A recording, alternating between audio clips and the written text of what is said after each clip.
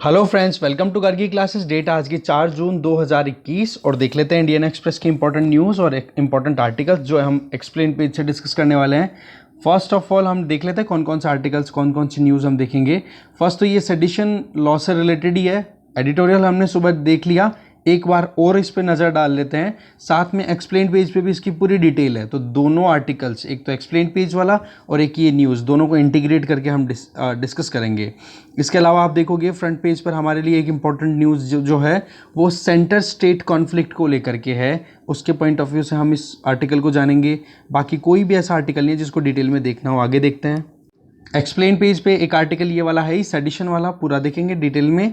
और एक model tenancy act अभी मिनिस्ट्री ऑफ अर्बन अफेयर्स के द्वारा, हाउसिंग एंड अर्बन अफेयर्स के द्वारा अप्रूवल दिया गया है।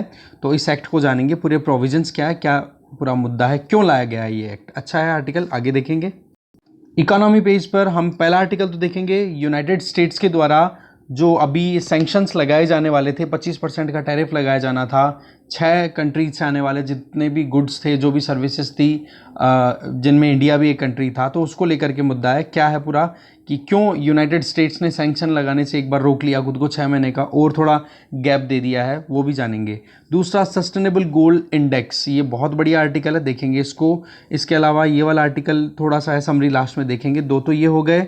इसके अलावा हम तीसरा जो आर्टिकल डिस्कस करेंगे डिटेल में वो है कि गवर्नमेंट ने एक एक्सपर्ट पैनल स्टैब्लिश किया है जो कि फिक्स करेगा मिनिमम पेज को, कि हाँ वाकई में कितनी मिनिमम वेजेस देने चाहिए डेली बेसिस पे। तो ये कुछ आर्टिकल्स हैं जिनको डिटेल में देखेंगे, बाकी एक बार समरी लेंगे बाकी पेपर की, ठीक है। और अगर लास्ट में अगर वीडियो लंबा होगा तो समरी आप खुद से पढ़ोगे, बाकी मेन काम की चीज़ें हम अभी डिस्कस कर लेते हैं। सबसे पहला आर्टिकल है फ्रंट पेज से कि 10 साल पहले की बात है जब नरेंद्र मोदी चीफ मिनिस्टर हुआ करते थे गुजरात के, तब ये कहते थे कि यूपीए जो है वो कहीं ना कहीं हमारे फेडरल स्ट्रक्चर को बिगाड़ने वाली है। तो ऐसे में आज 10 साल बीतने के बाद में दूसरे स्टेट्स कहीं ना कहीं सेंट्रल गवर्नमेंट पे सवाल उठा रहे हैं, जिसमें प्रधानमंत्री मोदी, मतलब नरेंद्र मोदी जो है वो अब चीफ मिनिस्टर की बजाय प्रधानमंत्री बन के बैठे हैं, प्राइम मिनिस्टर। तो अब उन पे सवाल उठाया जा रहा है। इसमें बंगाल कॉन्फ्लिक्ट आपको पता ही अभी क्या चल रहा है, लक्षद्वीप वाला मुद्दा आपको पता ही, हमने पूरा एक्सप्लेन पेज डिस्कस किया था। इसके अलावा वैक्सीन को लेकर के जो पॉलिसी है उसमें स्विचिंग करना, और सीबीआई को लेकर के जो चीज़ें चलती आती हैं, इन सभी मुद्दों पर फिर से एक बार सेंट्रल गवर्नमेंट के ऊपर सवाल उठाए जा रहे हैं। तो ये चीज़ कोई नई नहीं है, ये बहुत पुरानी है, ठीक है। और रही सही में अभी जो एक नया कानून ला दिए गए हैं बहुत सारे, कि जो सिक्योरिटी इंटेलिजेंस ऑर्गेनाइजेशन में काम करने वाले इंडिविजुअल्स अगर बाहर जाकर के कोई भी चीज़ अपनी स्टेटमेंट देते हैं, कहीं पर भी कुछ भी अपनी इन्फॉर्मेशन शेयर करते हैं किसी के साथ में, तो उनको पहले अपने ऑर्गेनाइजेशन से अप्रूवल लेना पड़ेगा। तो ऐसे में अगर वो नहीं अप्रूवल लेते हैं तो उनको ये परेशानी हो जाएगी कि उनको वहाँ पर अपनी पेंशन के साथ में कुछ ना कुछ गड़बड़ होती हुई दिखाई दे। तो ये चीज़ें कहीं ना कहीं दिखाई दे रही हैं, ये सारी वही बातें रिपीट होती हैं। या फिर मेन जो मुद्दा है वो ये सेंटर स्टेट कॉन्फ्लिक्ट। तो इस सेंटर स्टेट कॉन्फ्लिक्ट के अंदर कुछ इंपॉर्टेंट मुद्दे हैं, 2 से 3 पॉइंट, वो हम देखते हैं डिटेल में। सबसे पहला पॉइंट तो आ जाता है सेंटर स्टेट रिलेशन में कॉन्फ्लिक्ट की अगर बात आ जाए तो आर्टिकल 356 जिसमें प्रेसिडेंट रूल लगता है, जिसको हम स्टेट इमरजेंसी भी बोल सकते हैं, ठीक है, कॉन्स्टिट्यूशनल इमरजेंसी भी बोलते हैं, जो कि 1994 तक बहुत बार यूज़ होता था, मतलब फ्रीक्वेंटली यूज़ हुआ करता था। फिर 1994 में क्या होता है कि एसआर बोमई केस आता है, और उस केस में क्लियर होता है कि भाई आपको रिस्ट्रेंट बरतने की ज़रूरत है, कि अभी जो है आपको कहीं ना कहीं अगर आर्टिकल 356 के अंतर्गत सेंट्रल गवर्नमेंट के द्वारा किसी भी स्टेट में प्रेसिडेंट रूल लगाया जाता है तो उस पर एक लगाम लग गई। एक तो वजह रही एसआर बोमई केस में जो सुप्रीम कोर्ट की डायरेक्शंस आई। दूसरा आप देखोगे कि कोalition इरा आ गया था, कि अब जो है वो सरकार किसी एक पार्टी की नहीं होकर के, क्योंकि 1990 से पहले कांग्रेस का टाइम चलता था, पूरा कांग्रेस का। तो ऐसे में सेंट्रल गवर्नमेंट की बात करो तो कांग्रेस की पकड़ रहती, तो सिंगल पार्टी रूलिंग थी, और बाकी स्टेट्स में रीजनल पार्टी या छोटी दूसरी पार्टीज हुआ करती थी। तो ऐसे में क्या होता था, कॉन्फ्लिक्ट बहुत ज़्यादा हुआ करते थे। तो कांग्रेस अपनी लगाम लगाने के लिए, लगाम अपने हाथों में रखने के लिए स्टेट्स में बार बार कुछ ना कुछ सैंक्शन, कुछ बैन लगाना, या फिर आप देख सकते हो ये प्रेसिडेंट रूल लगाना, ये नॉर्मल था। फिर 1990s में क्या होता है, कोalition की सरकारें आ जाती हैं, गठबंधन की सरकार बनना शुरू होती है। तो ऐसे में अलग अलग स्टेट्स की पार्टीज़ को, रीजनल पार्टीज़ को, उनको बोलने का मौका मिलता है, क्योंकि सरकार कैसे बनी, एनडीए की सरकार बनी मान लो, अटल बिहारी वाजपेयी जी के टाइम पे? कौन थे सपोर्टर? यही छोटी छोटी रीजनल पार्टी। अटल बिहारी वाजपेयी जी के टाइम पे ममता बनर्जी रेलवे मिनिस्टर हुआ करती थी, जो कि आज नरेंद्र मोदी सरकार के बिल्कुल ऑपोजिट है, राइट। इसी तरीके से मनमोहन सिंह जी की टाइम की बात करो, वहां पर उनकी सरकार को सपोर्ट दिया था लेफ्ट ने, जो कम्युनिस्ट पार्टीज हैं उन्होंने सपोर्ट दिया था। तो ऐसे में आप देखो कि कोalition के टाइम पे रीजनल इश्यूज को कहीं ना कहीं इंपॉर्टेंस मिलने लग गई, तो ये आर्टिकल 356 बहुत कम यूज होने लग गया। पर अब देखो सेंटर में कौन है? बीजेपी होल सोल अपने हाथ में पूरी पावर पकड़े हुए हैं। तो अब फिर से सेंटर स्टेट कॉन्फ्लिक्ट आपको फिर से देखने को मिल रहे हैं। देखो अपने अपने तरीके से अगर देखा जाए तो एक तो आर्टिकल 356 को लेकर के कॉन्फ्लिक्ट वहां पर रहता है। एक constitutional provision point of view से देखें तो कॉन्स्टिट्यूशनल एक्सपर्ट हैं सुभाष कश्यप जी, उनका ये कहना है कि आर्टिकल 256 और आर्टिकल 257 इनमें सीधा सीधा ये स्टेटमेंट दिया हुआ है कि सेंटर जो है वो स्टेट्स को अपनी तरफ से डायरेक्टिव्स दे सकते हैं कि आपको कुछ ऐसे ऐसे कदम उठाने पड़ेंगे। तो अगर उन प्रोविजंस को, उन डायरेक्टिव्स को स्टेट अगर नहीं मानते हैं, सेंट्रल गवर्नमेंट ने डायरेक्टिव दे दी, डायरेक्शन दे दिए, और अगर उनको स्टेट्स नहीं मानते हैं तो उस केस में वहां पर आर्टिकल 365 आ जाएगा। और आर्टिकल 365 क्या कहता है कि अगर कोई भी स्टेट में सेंटर के द्वारा दी हुई कॉन्स्टिट्यूशनल प्रोविजंस को ध्यान में रखते हुए डायरेक्शंस को फॉलो नहीं किया जाता है, तो उस केस में आर्टिकल 356 के तहत उस स्टेट में कॉन्स्टिट्यूशनल फेलियर के चलते प्रेसिडेंट रूल लगाया जा सकता है। समझ गए? तो आर्टिकल 256, 257 ने पहले से ही सेंट्रल गवर्नमेंट को कुछ पावर्स दे रखी हैं, कुछ ना कुछ अपर हैंड दे रखा है। पर ऐसी बात नहीं है कि अपर हैंड पूरा है, कुछ स्टेट्स को कंसेशन भी दिया हुआ है कि कहने का मतलब स्टेट अपनी बात को डिफेंड कर सकते हैं।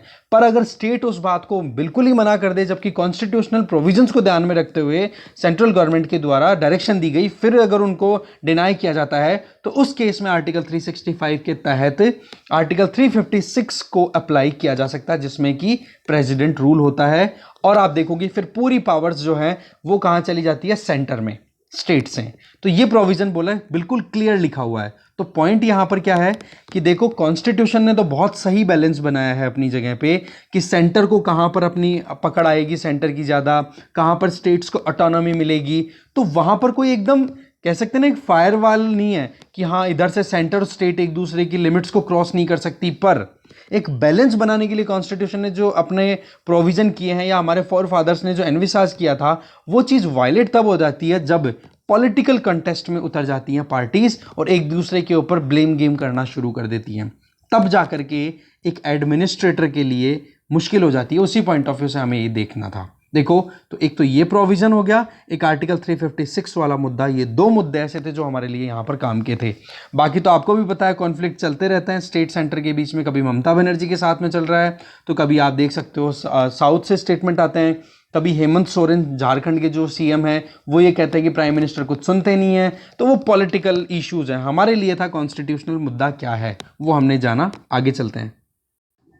नेक्स्ट जो आर्टिकल है वो है, सुप्रीम कोर्ट ने अभी जो कहा है कि केदारनाथ केस जो है, जिसको सेडिशन से रिलेटेड केस भी माना जाता है 1962 का, उसके तहत ये कहा है कि जो मीडिया हाउसेस हैं या मीडिया पर्सन्स हैं, आप उनको मत दबाओ। अगर आपको वाकई में एक इंडिपेंडेंट मीडिया चाहिए और एक डेमोक्रेटिक मैनर में अगर काम करना है, तो हमें मीडिया हाउसेस को प्रोटेक्ट करना पड़ेगा। मीडिया पर्सनैलिटीज़ को एक तरीके से प्रोटेक्शन देने की ज़रूरत है।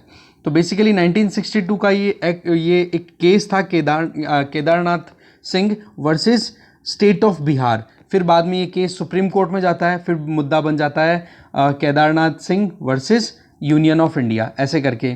तो ये केस पूरा चलता है इंडियन पीनल कोड का सेक्शन 124A, जो कि सेडिशन चार्जेस लगाता है, उससे संबंधित ये केस है। तो इस केदारनाथ केस में क्या ऑब्जर्व किया गया था सुप्रीम कोर्ट के द्वारा कि एक तो कॉन्स्टिट्यूशनली बिल्कुल सही है, कोई प्रॉब्लम नहीं है इस सेक्शन में, जो कि आईपीसी का 124A है, पर इसको आप जुडिशियसली यूज करो, ये बात बोली गई थी। वो कैसे कि मान लो कोई सिटीजन है, वो गवर्नमेंट को क्रिटिसाइज करता है, तो क्रिटिसाइज जब तक करता है तब तो देखो कोई प्रॉब्लम नहीं है, पर उसके पास में एविडेंस होनी चाहिए। अगर वो क्रिटिसिज्म अगर वायलेंस आउटब्रेक करने के लिए कहीं एक चिंगारी का काम कर जाए, तो उस सिटीजन के अगेंस्ट में देशद्रोह के चार्जेस लगने चाहिए।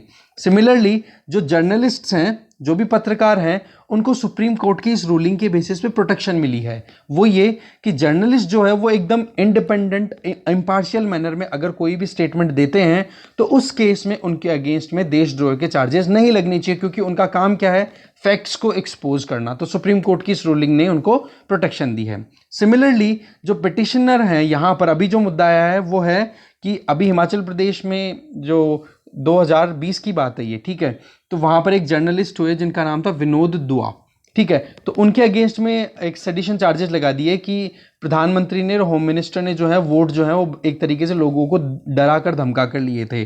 तो ऐसे में उन पर एक सेडिशन के चार्जेस लगाए, तो ये केस फिर से ओपन हो गया है। तो उन्होंने क्या कहा कि केदारनाथ सिंह केस के अंदर हमारे पास में ऑलरेडी जो एविडेंस अवेलेबल है वो क्लियर है कि 124A सेक्शन कॉन्स्टिट्यूशनली वैलिड है, पर अगर पब्लिक ऑर्डर को प्रॉब्लम क्रिएट करे, कोई भी अगर मीडिया कवरेज है या कोई भी इंडिविजुअल अपने स्टेटमेंट देता है उसके चलते, या फिर कहीं पर भी गवर्नमेंट को डिस्टेबलाइज करे, तब जाकर के आप कहीं ना कहीं उस पर सेडिशियस चार्जेस लगा सकते हो। बाकी अगर एक बैलेंस्ड मैनर में, एक फैक्चुअल मैनर में अगर गवर्नमेंट को क्रिटिसाइज किया जाता है जिससे कि पब्लिक ऑर्डर बिल्कुल डिस्टर्ब नहीं हो रहा, वायलेंस का इंसाइटमेंट बिल्कुल नहीं हो रहा है, तो ऐसे में आप उन पर देशद्रोह के चार्जेस नहीं लगा सकते हो। अब देखो इस केस को हम पूरा डिटेल में समझते हैं एक्सप्लेन पेज पे। अब देखो मुद्दा आपको पूरा समझ में आएगा। केदारनाथ सेडिशन केस में क्या रूलिंग थी वो तो अभी सुप्रीम कोर्ट ने क्या बात बोली आपने देख लिया, ठीक है। केस आपको पता ही है, Kedarnath Singh versus union of India हो गया।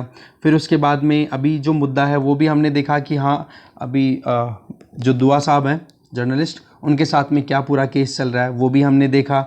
सुप्रीम कोर्ट ने अपहेल्ड कर दिया ये प्रोविज़न, केदारनाथ वाला जो मुद्दा था उसी को हाईलाइट किया है कि हाँ जी केदारनाथ केस के अंदर जो ऑलरेडी सुप्रीम कोर्ट ने अपने ओपिनियन दिए हुए हैं वही कंटिन्यू रहेंगे।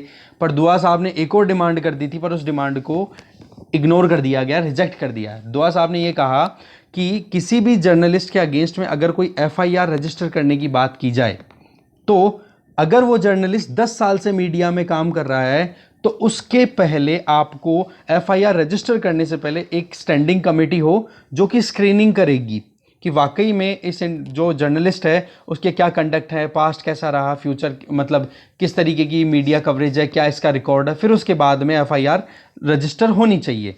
पर सुप्रीम कोर्ट की जो जजेस थे जैसे जस्टिस UU ललित और जस्टिस विनीत सारन, तो इनकी बेंच ने क्या कहा कि भाई इस तरीके से अगर हम कमेटी स्टैब्लिश कर देंगे, कमेटी अगर फाइनलाइज करेगी कि किस जर्नलिस्ट को सज़ा होनी चाहिए, किसको नहीं होनी चाहिए, और अगर 10 साल का एक्सपीरियंस है तो जर्नलिस्ट के लिए एक तरीके के अलग प्रोविज़न किए जाएँ, तो ये काम अगर जुडिशरी कर देगी तो फिर लेजिस्लेचर का क्या डोमेन रह गया, ये काम लेजिस्लेचर करेगी। क्योंकि हमारे यहाँ पर article 50 of DPSP directive principle of state policy के अंडर में पावर सेपरेशन के प्रोविजन किए हैं जिसमें कि लेजिस्लेचर, एग्जीक्यूटिव और जुडिशरी तीनों के बीच में सेपरेशन है, तो ये काम करेगी लेजिस्लेचर। ये बात बोल करके साइड में कर दी गई इस मांग को।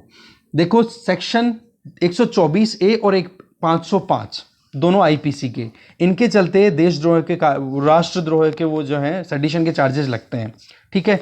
बाकी जो इसका मुद्दा है कि IPC 1860 में कोडिफाई किया गया था, लॉर्ड मैकोले ने किया था, फिर उसके बाद में जो स्टीफन नाम का इंडिविजुअल था, ठीक है, उसने फिर इंट्रोड्यूस किया था ये जो सेक्शन 124A है, जब वहाबी मूवमेंट शुरू हुआ था। वो सारे मुद्दे हमने सुबह डिस्कस कर लिए। तो ओवरऑल जो पॉइंट निकल के आता ना, आप ये पूरे पॉइंट्स पढ़ोगे ना यहाँ पे, ये सारे रेड डॉट्स वाले, ये केदारनाथ जजमेंट में क्या कहा था सुप्रीम कोर्ट ने वही है। सबसे पहला स्टेटमेंट तो ये है कि गवर्नमेंट जो कि स्टैब्लिश बाय लॉ है, दैट मीन्स आप प्रॉपर प्रोसीजर के बेसिस पे एक डेमोक्रेटिक कंट्री में इलेक्शन होता है, फिर सरकार बनती है। तो सरकार को अगर डिस्टेबलाइज किया जाता है तो वो कहीं ना कहीं स्टेट मतलब राज्य मतलब देश के लिए कहीं ना कहीं नुकसानदेह हो सकता है। तो सरकार का स्थायित्व में रहना बहुत ज़रूरी है। नंबर एक बात, अगर कोई भी इंडिविजुअल सरकार को क्रिटिसाइज करे और उस हद तक पहुंच जाए कि वहां पर सरकार को ही अगर वहां पर सत्ता ही अगर हिलने पे आ जाए तो आप सेडिशन के चार्जेस लगा सकते हो। सेक्शन 124A जो है IPC का, वो कॉन्स्टिट्यूशनली कोई प्रॉब्लम नहीं है, पर यह देखा जाएगा कि क्या वो वायलेंस आउटब्रेक करने में काम कर रहा है या फिर वायलेंस को बढ़ावा दे रहा है। ये एक देखने वाली बात है। पब्लिक ऑर्डर और पीस को अगर कहीं नुकसान नहीं है और अगर उस बात को ध्यान में रख करके कोई भी अपने शब्दों से या लिख करके अगर गवर्नमेंट को क्रिटिसाइज करता है तो उसमें कोई प्रॉब्लम नहीं है, पर ध्यान रखा जाए कि पब्लिक डिसऑर्डर ना क्रिएट हो जाए। तो मुद्दा घूम घूम के वो ही आ रहा है, कुछ नया नहीं है। तो अभी क्या है कि ये दुआ साहब को तो देखो बिल्कुल फ्री कर दिया है कि ये जो आपके इनके अगेंस्ट में एफआईआर लॉन्च की गई थी, बोले ये बिल्कुल बेसलेस है, इन्होंने जो कुछ भी किया इससे कोई वायलेंस आउटब्रेक नहीं हुआ। और 2 केसेस और हैं अभी, है ना, जिसमें आप देखोगे 2 जर्नलिस्ट हैं, एक तो किशोर चंद्र वांगखेमचा और एक है कन्हैया लाल शुक्ला, इन्होंने भी सेडिशियस चार्जेस के चलते सुप्रीम कोर्ट में पिटिशन लगा रखी है। तो इनको उस बेसिस पे ये 2 का तो ये हो गया, केदारनाथ केस की प्रैक्टिसेस ऑलरेडी अवेलेबल हैं, और जस्टिस ये जो जर्नलिस्ट दुआ हैं इनका जो केस है, ये तीनों चारों मिलकर के एक स्ट्रॉन्ग केस बनाते हैं कि जो सेक्शन 124A ऑफ आईपीसी है उसको रिव्यू किया जाए, उसके अगेंस्ट में कहीं ना कहीं स्ट्रॉन्ग एविडेंसेस बनते चले जा रहे हैं। ठीक है, अब देखते हैं आगे क्या होता है, वो तो टाइम बताएगा। फिलहाल जो स्टेटस है वो आपने देखा, आगे चलते हैं। फिर एक्सप्लेन पेज पे नेक्स्ट आर्टिकल है मॉडल टेनेंसी एक्ट, क्या चेंजेस किए गए हैं प्रॉपर्टी ऑनर्स के लिए और टेनेंट्स का मतलब जो किराएदार रहते हैं उनकी बात यहाँ पर की जा रही है। देखो अभी क्या है, 2019 में ड्राफ्ट तो रिलीज कर दिया था यूनियन कैबिनेट ने, और अब अप्रूवल दे दिया गया है मॉडल टेनेंसी एक्ट को। तो ये टेनेंसी एक्ट क्या है, इसमें ये अभी क्यों एक तरीके से ध्यान दिया जा रहा है, तो इसमें एक तो है जो रेंट इकोनॉमी है, जो किराए पे मिलती है ना हमारे यहाँ पर प्रॉपर्टी, चाहे वो दुकान हो कोई भी, मतलब रेजिडेंट प्रॉपर्टी किराए पे मिलना या फिर आप डोमेस्टिक कोई भी, मतलब रेजिडेंट या नॉन रेजिडेंट दोनों तरीके की प्रॉपर्टी को किराए पे लेने से संबंधित है ये। तो ऐसे में एस्टेट सेक्टर मतलब रियल एस्टेट सेक्टर को लेकर के ये पूरा केस है। तो अभी क्यों है, देखो सेंसस 2011 के अकॉर्डिंग पता पड़ा कि भारत में लगभग 1 करोड़ ऐसे घर हैं अर्बन एरियाज में जो कि खाली पड़े हैं। अब अगर वहाँ पर प्रॉपर एक मैनर बन जाए, एक कानून बन जाए जिसके तहत ना तो ज़्यादा एक्सप्लॉइटेशन हो किराएदार का, ना ज़्यादा परेशानी का सामना करना पड़े लैंड ओनर को, तो एक बैलेंस बनाने के लिए कहीं ना कहीं एक कानून मिसिंग था। तो इस चीज़ को ध्यान में रख करके एक बैलेंस बनाने के लिए ये कानून लाया गया। ठीक है, और ये कानून लाने वाली मिनिस्ट्री कौन है, ministry of housing and urban affairs. तो ऐसे में क्या होता है, स्टेट्स ने अभी तक तो क्या है अपने अपने हिसाब से कानून बना रखे हैं, उसके हिसाब से काम चल रहा है। तो ये मॉडल टेनेंसी एक्ट जो होगा ना, वो एक तरीके से स्टेट्स को गाइडलाइन प्रोवाइड करेगा कि आप कैसे अपने यहाँ पर किराएदार और मकान मालिक के बीच के रिश्ते को प्रॉपर बैलेंस कर सकते हो। तो बेसिकली स्टेट और यूनियन टेरिटरीज के साथ में एमओयू साइन होगा। अब आप देखो कि जो प्रधानमंत्री आवास योजना अर्बन है ना, उसमें क्या होता है, स्टेट गवर्नमेंट यूनियन टेरिटरी की सरकार वो तो है ही, पर सेंट्रल गवर्नमेंट और इसमें कंट्रीब्यूट कर रही है। तो एक प्रॉपर वे में दोनों मिलकर के, सेंट्रल गवर्नमेंट और स्टेट गवर्नमेंट दोनों मिलकर के फिर बाद में आगे कंट्रीब्यूट करती हैं। तो ऐसे क्या होगा कि प्रधानमंत्री आवास योजना के तहत भी सरकार के द्वारा लगभग 6,000 करोड़ रुपए जो है वो अलोकेट किए गए हैं इस रेंटल कंपोनेंट के लिए ही, क्योंकि प्रॉपर्टी ऑलरेडी बनी हुई है, अब वो खाली पड़ी है तो वो डेंट हो रही हैं। तो ऐसे में अगर उनके लिए रेंटल प्रोविज़न अच्छे हो जाएं, किराए पे देने के लिए प्रोविजंस अगर अच्छे हो जाते हैं, तो उस केस में आसानी हो पाएगी किराएदार के लिए भी, जिससे कि उसको किराया ना ज़्यादा देना पड़े, और मकान मालिक के लिए भी कि कम से कम उसका जो घर है, जो ऑनर है, उसकी प्रॉपर्टी को कोई डैमेज तो नहीं हो रहा है ज़्यादा। तो दोनों में बैलेंस बनाने की बात की जा रही है। अब बात यह आ जाती है कि ये कैसे कंसीव हुआ। तो 2015 में होता क्या है, हाउसिंग फॉर ऑल ये प्रोविज़न हमारे यहाँ पर हो जाता है प्रधानमंत्री आवास योजना अर्बन के तहत, जिसमें ये था कि लगभग आप देखोगे डिसाइड ये किया गया 20% जो है, लगभग 2 करोड़ हाउसेज हैं, उनमें से 20% हाउसेज तो इसीलिए पर्टिकुलर डेडिकेट कर देंगे जो केवल और केवल किराए पे दिए जाएंगे। अब किराए पे देने से फ़ायदा क्या होता है, क्योंकि अफोर्डेबल हाउसिंग एक नई जो ग्रोइंग आप कह सकते हो जो इकोनॉमी का पार्ट है, मिडिल क्लास है, उनके लिए घर खरीदना इतना आसान नहीं है। तो उस केस में अगर उनको अफोर्डेबल रेंटिंग हाउस अवेलेबल हो जाए तो वो सिटीज़ में आके काम करना शुरू कर देंगे। तो ऐसे में प्रधानमंत्री आवास योजना अर्बन के तहत 6,000 करोड़ रुपए का अलोकेशन दिया गया था केवल और केवल रेंटल कंपोनेंट, किराए की बात के लिए। ठीक है, मकान तो बनाएंगे ही, पर उसमें भी 6,000 करोड़ रुपए तो पर्टिकुलरली किस लिए, रेंटल कंपोनेंट के लिए, कि हाँ मकान बन जाए किराए पर, अगर कोई घर खरीद नहीं पा रहा तो किराए पे आके रह सके। इसमें देखोगे सेंट्रल गवर्नमेंट के द्वारा 75% कॉन्ट्रीब्यूशन है, और रिमेनिंग जितना भी कॉन्ट्रीब्यूशन है 25% वो स्टेट गवर्नमेंट, और जो पर्टिकुलर अर्बन एरिया है वहाँ की लोकल बॉडी या फिर एनजीओज या फिर जो कॉर्पोरेट सोशल रिस्पॉन्सिबिलिटी है कंपनीज एक्ट 2013 के अंडर में, वो प्राइवेट सेक्टर भी वहाँ पे कंट्रीब्यूट कर सकता है। तो ओवरऑल सबका मिलकर के काम है। अब बात ये आती है अप्लाई कहाँ पर होगी, तो ये एक्ट जो है वो एनफोर्समेंट होगा मतलब जो लोकल एरियाज है जहाँ जहाँ पर भी इसके संबंधित स्टेट्स ने इम्प्लीमेंट कर दिया वहाँ पर एक चीज़ ध्यान रखने वाली है, ये प्रोस्पेक्टिव होगा ना कि रेट्रोस्पेक्टिव। दैट मीन्स कानून अप्लाई हो रहा है तो पीछे से नहीं होगा। पहले अगर मान लो जैसे कि यहाँ पर एग्जाम्पल दिया हुआ है, बोले साउथ मुंबई, मुंबई सबसे महंगा है, आप देखते हो किराए के मामले में रहना बहुत मुश्किल है, वहाँ पे बहुत खर्चा होता है। तो ऐसे में साउथ मुंबई में ऐसे लोग रह रहे हैं, या पुरानी सिटीज़ जितनी भी है ना, चाहे आप पुरानी दिल्ली में जाकर के देख लो, रेंट पे जो रह रहे हैं वो बहुत माइन्यूट किराया देते हैं, ठीक है। तो उन लोगों पर तो देखो कोई असर होगा नहीं, क्योंकि वो तो कई उनकी पुश्तें बीत गई वो किराए पे रहते रहते ही, और कुछ हज़ार या 100 रुपए में ही उनका काम चल रहा है, आप ये मानो, समझ गए। तो उनके ऊपर तो अप्लाई होगा नहीं, पर अब जो नए एग्रीमेंट्स होंगे उनके ऊपर ये अप्लाई किया जाएगा कि वहां पर एक रिटर्न एग्रीमेंट हो और उस एग्रीमेंट के अंदर पूरी कंडीशंस लिखी जाए।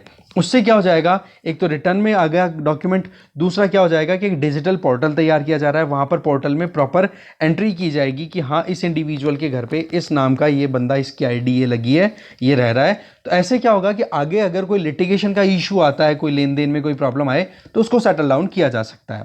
तो अभी इस कानून में मेन क्या है, एक तो रेंट अथॉरिटी स्टैब्लिश की जाएगी कि कौन डिसाइड करेगा कि किराया कितना होगा। एक रेंट कोर्ट होगा कि मान लो डिस्प्यूट आ जाता है लैंड मतलब जो प्रॉपर्टी ऑनर है और टेनेंट उनके बीच में।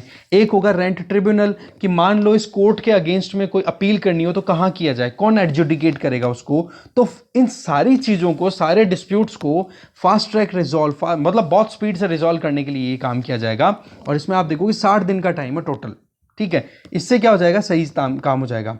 दूसरा, कोई मॉनेटरी सीलिंग नहीं है। ऐसा नहीं है कि रेंट अगर 7,000, 8,000, 20,000, 50,000 या 1 लाख रुपए तक का अगर रेंट कोई दे रहा है तो वहां तक ही ये एडजुडिकेट करेंगे, जी नहीं। अगर रेंट का कोई कॉन्ट्रैक्ट आपके पास में अवेलेबल है तो उस केस के अंदर आप इस एक्ट के अंडर आ ही जाते हो, चाहे आप रेजिडेंट प्रॉपर्टी पे रह रहे हो या नॉन रेजिडेंशियल प्रॉपर्टी हो आपकी, ठीक है। साथ में वर्नाक्युलर लैंग्वेज में भी ये एग्रीमेंट्स अवेलेबल होते हैं। तो ऐसे में वो जो पोर्टल होगा, डिजिटल पोर्टल, वहां पर भी वर्नाक्युलर मतलब लोकल लैंग्वेजेस में ट्रांसलेट किया जाएगा, उस पोर्टल पे डेटा भी और साथ में जो एग्रीमेंट होगा वो भी, ठीक है। वर्बल एग्रीमेंट है वो अब कहीं ना कहीं आप देखोगे वर्बल एग्रीमेंट जो है वो अब पिक्चर से बाहर निकल गए हैं। अब ये जो मॉडल टेनेंसी एक्ट आया है ना, इसमें रिटर्न एग्रीमेंट मैटर करने वाला है, सबसे इंपॉर्टेंट चीज़। तो इसके अलावा जो प्रैक्टिसेस एंश्राइन की जा रही है इसमें ये है कि मान लो अगर कोई भी रेंट पे जाकर के टेनेंट रहता है तो उसको 2 महीने की एडवांस अपनी देनी पड़ेगी सिक्योरिटी मनी के तौर पे, ज़्यादा से ज़्यादा 2 महीने की और कम से कम 1 महीने की तो देनी ही पड़ेगी, ठीक है। और अगर यही नॉन रेजिडेंशियल प्रॉपर्टी है, मान लो कोई कॉमर्शियल पर्पज़ के लिए आप कहीं काम करते हो, तो आपको 6 महीने का रेंट एडवांस में देना पड़ेगा। इससे क्या हो जाता है कि अगर मान लो कि फिर बाद में खाली करना है टेनेंट को, तो वो सिक्योरिटी मनी में से लैंड ओनर जो है वो कहीं ना कहीं अपने मकान को इनको रिपेयर करने में यूज़ कर पाए, ठीक है। तो ये चीज़ यहाँ पे बताई जा रही है। तो रेंट कोर्ट की बात करें तो वो लैंडलॉर्ड को भी अपनी तरफ से सिक्योरिटी प्रोवाइड करेगा। तो उधर दूसरी तरफ देखो कि मान लो एग्रीमेंट में मान लो कि 2 साल, 3 साल, 5 साल का एग्रीमेंट हो गया कि इतने सालों तक मैं मेरी प्रॉपर्टी किराए पे दे रहा हूँ, तो वो टेनेंट मतलब किराएदार को दबाव लगा करके वहाँ से लैंड ओनर या प्रॉपर्टी ओनर भगाएगा नहीं। ये प्रोविज़न भी किया हुआ है कि जितना करेंसी पीरियड है ना उतना टाइम तक तो वो रहे। दूसरा, लैंड ओनर को भी इस चीज़ के लिए प्रोटेक्शन दे रखी है कि मान लो टेनेंट जो है वो किराए पर जगह ले रहा है किसी और चीज़ के लिए और वहाँ पर इलीगल या इमोरल एक्टिविटीज़ करने लग गया, जो कि कहीं ना कहीं उस प्रॉपर्टी को भी डैमेज कर रहा है और वहाँ पर उस सोसाइटी जहाँ पर वो प्रॉपर्टी लोकेटेड है वहाँ के लिए वो मुश्किल पैदा कर दे, तो उस केस में जो टेनेंट है, जो लैंड ओनर है, वो खाली भी जो प्रॉपर्टी ओनर है वो खाली भी करवा सकता है। खाली नहीं कराए तो जो मंथली चार्जेस है, रेंट है, उसको डबल कर सकता है। यहां तक की प्रोविजन किए हुए हैं। अब देखो कुछ चीजें आती है जैसे फोर्स मेजर, यहाँ पे लिखा हुआ है। फोर्स मेजर का मतलब हो गया यहाँ पर कि अनफोर्सीन कोई सरकमस्टांस आ जाती है जहाँ पर कुछ परिस्थितियाँ बिगड़ गई, तो उस केस में टेनेंट जो है वो 1 महीने तक अपनी वहाँ पर रह सकता है जहाँ पर उसने किराए पे रहना शुरू किया, मतलब बिना किराया दिया। अगर उसकी परिस्थितियाँ बिल्कुल बिगड़ गई, अनफोर्सीन सरकमस्टांसेज आ गई, तो जहाँ पर उसका पूरा मतलब एक कह सकते हो कि जो उसकी लाइफ में डिजास्टर आई है, वो डिजास्टर अगर खत्म हो गई तो उसके 1 महीने बाद तक वो वहाँ पर रह सकता है, फिर उसके बाद में उसको वैकेंट करना होगा। तो ये सारा पूरा मुद्दा है इस मॉडल टेनेंसी एक्ट को लेकर के कि अर्बन एरियाज में जो खाली मकान पड़े हैं ना, उनको यूज़ करना। आगे चलते हैं। नेक्स्ट आर्टिकल हम इकोनॉमी पेज पे आ गए हैं जहाँ पर सस्टेनेबल गोल इंडेक्स है। इसमें बताया जा रहा है कि केरला टॉप टॉप पे फिर से बना रहा और बिहार बॉटम पे है। तो सबसे पहली चीज़ तो है सस्टेनेबल गोल इंडेक्स कौन डेवलप करता है, किसके द्वारा रिलीज किया जाता है, तो ये नीति आयोग के द्वारा किया जाता है, नंबर एक चीज़। दूसरा, टॉप 5 पोजीशन में टॉप 3 पोजीशन पे आप देखोगे तो केरला फर्स्ट पे है, हिमाचल प्रदेश और तमिलनाडु दोनों कंबाइनली सेकंड पे है। बॉटम की अगर बात करो स्टेट्स की तो सबसे बुरा हाल रहा बिहार का, जिसको स्कोर मिला 52। ठीक है। यूनियन टेरिटरीज में सबसे बेस्ट परफॉर्म किया है चंडीगढ़ ने, ठीक है, और दूसरे नंबर पे रही है दिल्ली। तो ये चीज़ें कुछ इंपॉर्टेंट थी जो हमें देखनी थी। इसके अलावा आप देखोगे कि ये जो सस्टेनेबल डेवलपमेंट गोल इंडेक्स 2020-21 के लिए आया है, पहली बार कब रिलीज हुआ था? ये रिलीज हुआ था 2018 में पहली बार, जब 13 तो गोल थे और 62 इंडिकेटर्स थे। तो 2018 के बाद में 2019 और अब ये 2020-21 का आया है, इसका मतलब ये थर्ड वर्जन आया है, ध्यान रखेंगे। ठीक है। तो थर्ड एडिशन में 16 तो गोल्स हैं, जो अभी लेटेस्ट आया इसकी बात कर रहे हैं, 16 तो गोल्स हैं और 115 क्वांटिटेटिव इंडिकेटर्स हैं। और फिर बाद में आप देखोगे 16 गोल्स के अंदर में क्वांटिटेटिव गोल्स हो, ये मतलब क्वांटिटेटिव टारगेट्स हो गए, ठीक है, इंडिकेटर्स हो गए। और 17वां जो गोल है, अभी जो लेटेस्ट जो इंडिकेटर है, इंडेक्स है, इसमें 17वां गोल वो क्वालिटेटिव असेसमेंट करेगा। तो ओवरऑल आपके लिए इंपॉर्टेंट चीज़ होगी ये, जिसको मैं एनसर्कल कर रहा हूँ, ठीक है, जिसमें आप ये देखोगे कि अभी किस बेसिस पे ये मेजरमेंट किए गए हैं। 115 क्वांटिटेटिव इंडिकेटर्स, ठीक है, जो कि 16 गोल्स के अंतर्गत है, और 17वीं जो गोल है वो क्वालिटेटिव है, क्वालिटी के बेसिस पे देखा जाएगा। ठीक है। और इसमें आप देख सकते हो पहले शुरुआत हो गई थी 2018 से, ये थर्ड वर्जन था। तो ये पैराग्राफ यहाँ से हो गया। अब आ जाओ शुरुआत में फिर से देखते हैं। तो सस्टेनेबल डेवलपमेंट गोल देखो यूनाइटेड नेशंस के द्वारा स्टार्ट किए गए थे, जो टोटल 17 गोल्स हैं, 169 टारगेट्स हैं, उनको अचीव करने के लिए। और उसी चीज़ को ध्यान में रखते हुए हमारे यहाँ पर भी सेंट्रल गवर्नमेंट का जो थिंक टैंक है नीति आयोग, उसके द्वारा भी ये स्टार्ट किया गया कि क्यों ना इंडिया के लिए भी हम state score, UT score category कर दें, जिससे क्या होगा, उनमें कंपटीशन आएगा। और देखो कोऑपरेटिव फेडरलिज्म तो है ही, साथ दिया जाएगा, जहां पर एक दूसरे स्टेट से कॉपरेशन मिलेगा, सेंटर भी उनको कॉपरेट करेगा। और एक कॉम्पिटिटिव फेडरलिज्म की बात भी आई, जिसमें कि एक स्टेट दूसरे से सीखेगा, लर्न करेगा और आगे बढ़ेगा। तो उससे क्या होगा, डेवलपमेंट और होगा इंडिया का। तो कॉपरेटिव कम कॉम्पिटिटिव फेडरलिज्म के कॉन्सेप्ट भी ये काम करने वाला पॉइंट है। तो ऐसे में कौन कौन सी चीज़ों पे ध्यान दिया जाता है इस इंडेक्स को जब फाइनलाइज किया जाता है, स्टेट्स को, यूटीज़ को रैंकिंग देते हैं, तो सबसे पहला health, education, gender, economic growth, institution कैसे काम कर रहे हैं, क्लाइमेट चेंज पे कितना अच्छे से काम कर रहा है कोई भी स्टेट है वो, और एनवायरनमेंट। तो ऐसे में केरल लगातार अपनी फर्स्ट रैंक को बनाए हुए 75 स्कोर रहा, दूसरे पे हिमाचल प्रदेश और तमिलनाडु रहा। और बॉटम की अगर बात करो तो बिहार, झारखंड और असम, हमने यहाँ पे देखा ये तीनों बहुत बुरे परफॉर्म कर रहे हैं। ठीक है। इसी तरीके से अगर आप बात करो, ये जो इंडेक्स है sustainable development goal index, India index, ये कहीं ना कहीं थ्रू आउट वर्ल्ड कहीं ना कहीं इस चीज़ को रिकॉग्नाइज किया जा रहा है और दूसरे कंट्रीज भी इससे लर्न कर रहे हैं कि हम कैसे हमारे लोकल लेवल पे सस्टेनेबल डेवलपमेंट गोल्स जो कि यूनाइटेड नेशन में एनविसाज किए हुए हैं, तो उनको कैसे अचीव किया जा सकता है, उनके लिए काम करने की बात की गई है। ठीक है। तो और बाकी देखो माइन्यूट चीज़ें हैं, जैसे कि स्टेट्स की रैंकिंग की अगर बात की जाए, जैसे यहाँ पे आप देखोगे कि सबसे अच्छा परफॉर्म तो केरल कर रहा है, बट अगर बेटरमेंट पॉइंट ऑफ व्यू से देखो ना कि गेनर कौन से हैं, तो उनमें मिजोरम, हरियाणा और उत्तराखंड ऐसे 3 स्टेट्स हैं जिन्होंने पिछले साल के कंपैरिजन में अब की साल बहुत बढ़िया परफॉर्म किया है। ठीक है। एक ये प्रोविजन, ये कुछ इंपॉर्टेंट डेटा है, बाकी आपके सामने स्क्रीन पर है, इसके ऊपर आप खुद से रीडिंग मारोगे। नेक्स्ट आर्टिकल पे चलते हैं। नेक्स्ट जो है न्यूज़ वही इकोनॉमी पेज से है। यूनाइटेड स्टेट्स के द्वारा डिजिटल सर्विस टैक्स को प्रोब किया गया, चेक किया गया, और केस क्या है वो जानते हैं। देखो यूनाइटेड स्टेट्स ऑफ अमेरिका के द्वारा अभी वेंसडे को अभी सस्पेंड कर दिया गया है, नहीं तो कुछ टैक्सेस लगाने वाला था, जो टैक्सेस 6 स्टेट्स पे लगने वाले थे। और वो 6 स्टेट मतलब 6 countries, India, Austria, Italy, Spain, Turkey और यूनाइटेड किंगडम, इनके ऊपर क्यों लगाया जा रहा था? क्योंकि यूनाइटेड स्टेट्स बेस्ड जो इंपॉर्टेंट कंपनीज है, डिजिटल जाइंट कंपनीज, जिनके नाम यहाँ पर आप देख सकते हो, अमेजॉन, एप्पल, गूगल, फेसबुक, इन कंपनीज पे क्या, इन सारे 6 के 6 देशों के अंदर डिजिटल टैक्स लगा दिए गए, जिसमें इंडिया में भी लगाया गया। तो उसको लेकर के यूएस में ये एक माहौल बन गया कि यूनाइटेड स्टेट्स बेस्ड जो ये टेक्निकल कंपनीज हैं, बोला इनकी ग्रोथ को रोकने की कोशिश की जा रही है इन कंट्रीज के द्वारा। तो रिटेलिएट करने का प्रोग्राम क्या था कि यूनाइटेड स्टेट्स ट्रेड रिप्रेजेंटेटिव जो है कैथरीन, उनके द्वारा ही स्टेटमेंट दिया गया कि हमारे पास में यूनाइटेड स्टेट्स ट्रेड एक्ट है जिसका सेक्शन है 301, जिसके तहत हमारे यहाँ मतलब यूएसए में जो आने वाले जितने भी गुड्स एंड सर्विसेज हैं उन पर हम टैरिफ इंपोज कर सकते हैं।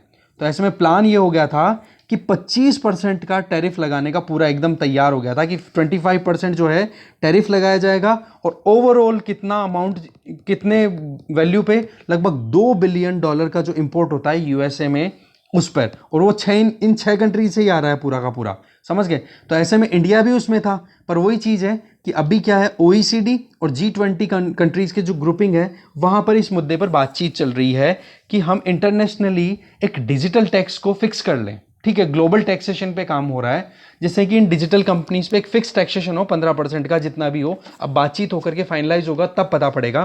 तो यूएसए ने इसी चीज़ को ध्यान में रख करके एक बार इन सैंक्शंस को होल्ड पे रख दिया कि बोलो चलो ठीक है, एक बार बातचीत हो जाए, फिर कुछ फाइनलाइज होता है तो ठीक, नहीं फिर 6 महीने बाद में हम इनके ऊपर वापस से टैक्स लगा देंगे। तो ऐसे में 25% का टैक्स तो लगना है ही, फिर उसके बाद में जितनी वैल्यू में ट्रांजैक्शन हो रहा है, जितना प्रोडक्ट इंडिया यहाँ से यूएसए में भेज रहा है, उस पर उसकी वैल्यू के हिसाब से और टैक्स लगेगा, जिसको एड वैलोरम टैक्स बोला जाएगा। तो ऐसे में आप देख सकते हो कितना ज़्यादा डेंट हो सकता था। पर एक चीज़ है, इंडिया में क्या हुआ ऐसा, देखो फाइनेंस बिल 2020-21 जो आया था ना, उसमें एक मूव था, उसमें ये क्लियर कर दिया था कि इंडिया जो है वो ई कॉमर्स कंपनीज के ऊपर 2% डिजिटल सर्विस टैक्स लगाएगा, डीएसटी जिसको हम बोल रहे हैं। तो उसके चलते क्या हो गया, 2%। अब 2% में आप देखोगे तो ये बड़ी बड़ी कंपनियां बहुत बड़ा रोल प्ले कर रही हैं, जिसमें अमेजोन, गूगल और फेसबुक, ये 3। तो पहले तो क्या था कि कोई डिजिटल एडवर्टाइजिंग सर्विसेज वाली कंपनी थी ना, केवल उन पर ही ये डीएसटी लगाया जाता था। पर फिर क्या किया सरकार ने, फाइनेंस बिल 2020-21 में ये इन दूसरी जो ई कॉमर्स कंपनीज है इन पर भी टैक्स लगाना शुरू कर दिया। तो ऐसे में यूएस हो गया नाराज, और नाराज होने के चलते ये टैक्स लगाने की बात हो गई। पर वही है, अभी तक तो चलो सस्पेंड कर दिया, 6 महीने तक का टाइम हो रहा है, फिर टाइम बताएगा क्या होता है आगे। आगे चलते हैं।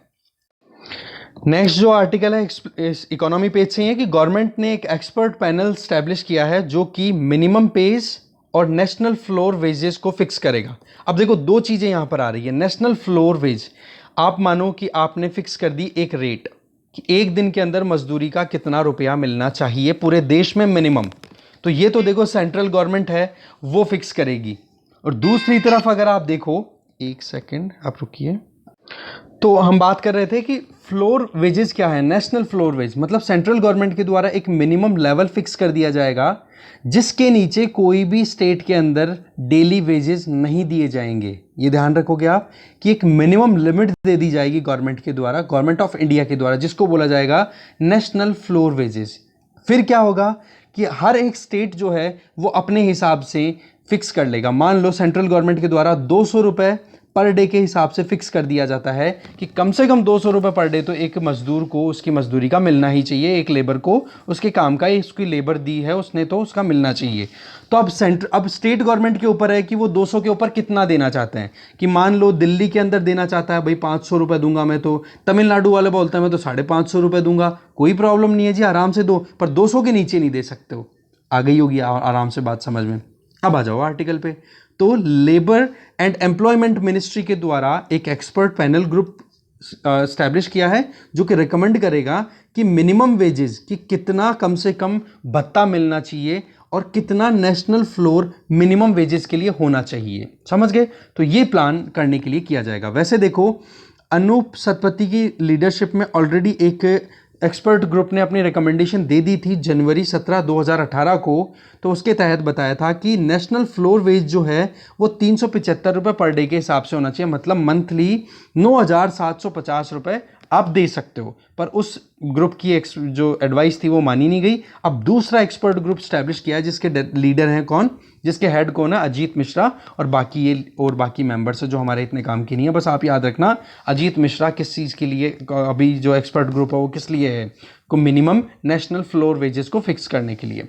तो ये प्रोविजन आपको पता होना चाहिए कि 4 लेबर कोड्स में 44 लेबर एक्ट्स जो अवेलेबल थे उनको समराइज कर दिया, उनको फिक्स कर दिया है। तो 4 लेबर कोड में एक है कोड ऑन वेजेस, उसके तहत ये एक्सपर्ट ग्रुप स्टैब्लिश किया है जिसमें कि एक नेशनल फ्लोर लेवल होगा जो कि मिनिमम वेज फिक्स करेगा सेंट्रल लेवल पे, जो कि सेंट्रल गवर्नमेंट फिक्स करेगी और हर 5 साल में उसको रिवाइज किया जाएगा।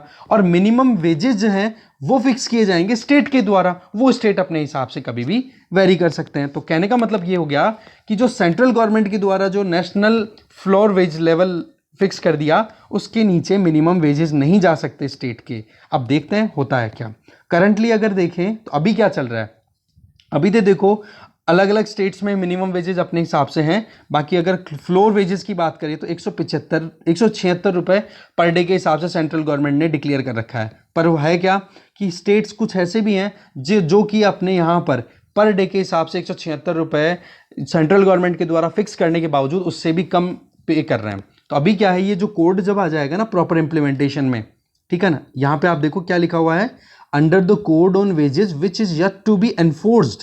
मतलब अभी कानून अभी ये अप्लाई नहीं हुआ है, तो ऐसे में केवल रिकमेंडेशन ली जाएगी, national floor wages level minimum fix कर लिया जाएगा। फिर उसके बाद में स्टेट्स को ये ध्यान ही रखना पड़ेगा कि इस नेशनल लेवल से कम नहीं दे सकते वो वेजेस। मिनिमम वेजेस स्टेट में जो होंगे वो इससे अपर ही होंगे। समझ गए? तो ये था पूरा मुद्दा। अब देख लो समरी एक बार देख लेते हैं, मेन चीज़ें हमने डिस्कस कर ली है, स्टार्ट से चलते हैं। बाकी तो देखो जम्मू कश्मीर में अभी शांति बनी हुई है। 24-25 फरवरी को जो सीज फायर एग्रीमेंट को ऑब्जर्वेंस में लाया गया था पाकिस्तान आर्मी के द्वारा, Pakistan army chief general Bajwa के द्वारा बोला गया था कि भाई कम है ना कि हम फायर नहीं करेंगे, तो वो कंटिन्यू है। तो ऐसे में हमारे आर्मी चीफ ने ये कहा कि कोई प्रॉब्लम नहीं है, अच्छी शांति बनी हुई है। पर एलओसी के उस तरफ अगर देखें तो टेररिस्ट की जो स्टैब्लिशमेंट है वो रुकी नहीं है, वो कंटिन्यू ग्रो कर रही है। एक तो ये चीज़ है। दूसरा आप देखोगे सेंट्रल गवर्नमेंट के द्वारा 1500 करोड़ रुपए एडवांस प्रोविज़न कर दिए गए हैं। अभी जो एक कंपनी नई कंपनी आ गई है, मतलब नई तो क्या मतलब एक नया नाम आ गया आपके लिए कॉमन होने वाला है, जिसका नाम है बायोलॉजिकल ई। ये एक फार्मास्यूटिकल मैन्युफैक्चर कंपनी है जो कि हैदराबाद बेस्ड ऑपरेशन में है। तो वो अब क्या अपना खुद का वैक्सीन डेवलप करने वाली है। अभी तक तो देखो हमारे यहाँ पर उसका इमरजेंसी यूज़ ऑथराइजेशन नहीं मिला है, पर सेंट्रल गवर्नमेंट के द्वारा उसको 15,000 करोड़ का पहले से ही सपोर्ट देने की बात कह दी गई है। तो ये पहली बार है कि जब कोई प्लेटफॉर्म ने अपनी तरफ से कोई अप्रूवल नहीं किया, बट वही चीज़ है कि हाँ आप तो करो काम, हम आपको पैसे देने की जवान देते हैं। तो ये चीज़ है यहाँ पर। दूसरी तरफ यूनाइटेड स्टेट्स से बातचीत हुई तो वहाँ की जो वाइस प्रेसिडेंट है कमला हैरिस, उन्होंने ये एक तरीके से बात कही है कि इंडिया का पूरा सपोर्ट किया जाएगा यूएसए के द्वारा इस पर्टिकुलर बात की, वैक्सीन की शॉर्टेज की अगर लेकर बात की जाए। देखो वैक्सीन पॉलिसी में जो है चेंजेस बहुत सारे आ रहे हैं, उसकी वजह क्या है, वैक्सीन शॉर्टेज। और ये जो सेकेंड वेव है ना, इसको बिल्कुल भी तैयार ही नहीं थे कि इतना बुरा हाल हो जाएगा क्या हमारा। देखो 2 महीने का हाल ऐसा रहा कि ये पीक देखो आप कि कितने ज़्यादा केसेस हो गए थे, 37,45,237 केस हो गए थे, जो कि घट करके अब कितने हो गए 2 जून को 17,13,413। मतलब डिक्लाइन की तरफ तो हैं, पर अब वो ये लापरवाही ना करे तो ठीक है, नहीं थर्ड वेव का आने के चांसेस कोई दूर नहीं है। बाकी तो आप देखते हो कि प्रेजेंस ऑफ माइंड लीडरशिप किसको बोलते हैं, कैसे मैनेज किया जाता है। बीकानेर के अंदर हॉस्पिटल में जो नर्सिंग स्टाफ काम कर रहा था, उन्होंने बहुत अच्छा परफॉर्म किया। राजस्थान के अंदर ऑक्सीजन की शॉर्टेज थी, उसके बावजूद भी आप देखोगे कि अच्छा खासा मतलब प्राइम मिनिस्टर की आइडेंटिफी मतलब आईज को कैप्चर कर लिया उन्होंने, मतलब वहाँ पर फोकस में आ गई, राइट। तो ये चीज़ें होती है अपने हिसाब से। एक आपने देखा भी होगा कि एक आईपीएस ऑफिसर जो कि एमबीबीएस किए हुए थे, तो उन्होंने मतलब ऑन ड्यूटी होते हुए टाइम पे फिर उन्होंने पर लोगों को ट्रीटमेंट भी देने की बात की, मतलब खुद से काम कर रहे हैं। ये न्यूज़ बहुत ज़्यादा फैली है, नाम मुझे याद नहीं आ रहा। तो ये कहीं ना कहीं आप अपनी इंटेग्रिटी, अपनी जो लीडरशिप स्किल्स हैं उनको आप वहाँ पर अप्लाई करते हो कि अगर आपके पास में स्किल्स अवेलेबल हैं तो आपने इमरजेंसी देखी और उसी टाइम पे वहाँ पर आपकी जो एक्स्ट्रा जो आपके पास में क्वालिटीज़ हैं उनका बेनिफिट कंट्री को दे दिया। आगे चलते हैं। इसके अलावा बिहार प्लान कर रहा है 33% रिजर्वेशन देने के लिए लड़कियों को, एक तो इंजीनियरिंग कॉलेज में एडमिशन को लेकर के और एक मेडिकल कॉलेजेस में। जॉब्स में तो देखो ऑलरेडी है वहाँ पे बिहार में ऑलरेडी रिजर्वेशन की प्रोविजंस देखोगे ना, तो आप देखो कि 50% तो प्राइमरी स्कूल में गर्ल्स के लिए सीट वैकेंट कर रखी है, 35% सेकेंडरी स्कूल में और पंचायती लेवल पे जो इलेक्शंस होते हैं वहाँ की बात करो, और 35% जॉब्स में भी सीट्स वैकेंट कर रखी है, और 33% अदर गवर्नमेंट जॉब्स में भी कर रखी है। कहने का मतलब ये हो गया कि पुलिस के अंदर तो 35% रिजर्वेशन पहले से ही है वहाँ पे लड़कियों के लिए, और 33% दूसरी गवर्नमेंट जॉब्स में। तो ये एक अच्छी पहल है, ठीक है। नीतीश कुमार की जो सरकार अभी बची है ना, दोबारा से जो चुनाव होकर के वापस आई है, तो उसके पीछे बहुत मुद्दा ये रहा है कि विमेन एम्पावरमेंट का इन्होंने बहुत अच्छे से काम किया है वहाँ पर बिहार में, ठीक है। इधर सेंट्रल गवर्नमेंट और व्हाट्सएप के बीच में जो खींचतान चली रही है, वो तो नए जो प्रिवेसी रूल्स हैं कि व्हाट्सएप आप ओपन करते हो, प्रिवेसी पॉलिसी आपके सामने सबसे पहले कूदती है। तो सेंटर ने कहा कि आप ये चेंज क्यों नहीं कर रहे हो, जबकि अभी तक हमारे यहाँ पर डेटा प्रोटेक्शन लॉ आया ही नहीं, तो उसके पहले आप कैसे प्रिवेसी पॉलिसी अपनी ला सकते हो, वेट तो करो एटलीस्ट। तो ऐसे करके वो टग ऑफ वॉर अभी कंटिन्यू है। इसके अलावा आप देख सकते हो और तो सेंटर के द्वारा ये जो अलप्पन के साथ में जो पूरा मुद्दा चल रहा है, वेस्ट बंगाल के जो chief secretary, ex chief secretary, तो ऐसे में उनको बोला जा रहा है कि had to visit cyclone hit areas, उनको घूमना चाहिए था, ठीक है। और साथ में आपको पता ही है डिजास्टर मैनेजमेंट एक्ट को लेकर के हमने पूरा सुबह डिस्कशन किया था कि अलप्पन बंदोपाध्याय को क्या एक्शन लेने चाहिए थे, क्योंकि सेंट्रल गवर्नमेंट ने वहाँ पर जो मीटिंग बुलाई थी उसके पीछे वजह क्या थी, नेशनल डिजास्टर मैनेजमेंट अथॉरिटी के हेड प्राइम मिनिस्टर के द्वारा वो मीटिंग बुलाई गई थी। और उसमें अगर आप देखो तो क्राइसिस मैनेजर के तौर पे देखा जाता है एडमिनिस्ट्रेटर को, तो वो वहाँ पर एब्सेंट थे। तो उनके उसी के चलते कहीं ना कहीं उनकी मतलब जो 3 महीने का एक्सटेंशन था उसमें उनको डेपुटेशन पे बुलाया गया सेंटर में, और सेंटर में वो डेपुटेशन पे ना जाने के लिए तैयार थे। तो ऐसे में उन्होंने रिज़ाइन कर दिया, फिर बाद में मतलब रिटायरमेंट ले लिया। वो सारी चीज़ें हम ऑलरेडी डिस्कस कर चुके हैं, तो ज़्यादा कुछ है नहीं देखो। और बाकी आप अपने हिसाब से खुद से देख लोगे, ये पूरी पॉलिटिक्स है। वर्ल्ड वाले पेज पे चले ना, तो वर्ल्ड पेज आपके सामने आ जाता है ये। तो यहाँ पर भी कुछ इतना काम का लगा नहीं मुझे जो हमें डिस्कस करने की ज़रूरत हो। आप खुद से देख लेना बाकी न्यूज़। डिस्कशन में इतना ही है। Thank you very much for watching this video and following आर की क्लासेस। कंटिन्यू बने रहिए, दोस्तों को और लाओ। Thank you.